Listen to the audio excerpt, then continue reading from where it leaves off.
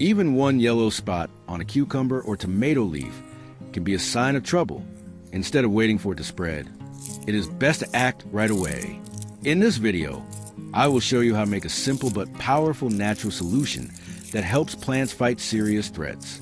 Start by mixing half a teaspoon of neem powder into half a liter of warm water.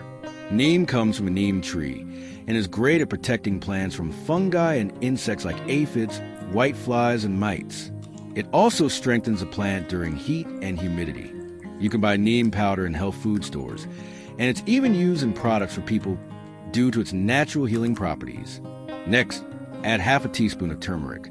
Known for its antifungal power, turmeric helps stop harmful microbes and supports faster healing in damaged leaves.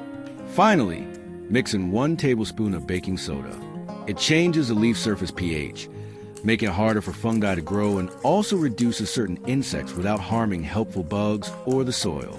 Stir the mix and let it sit for 1 hour. Then strain it and add another half liter of water.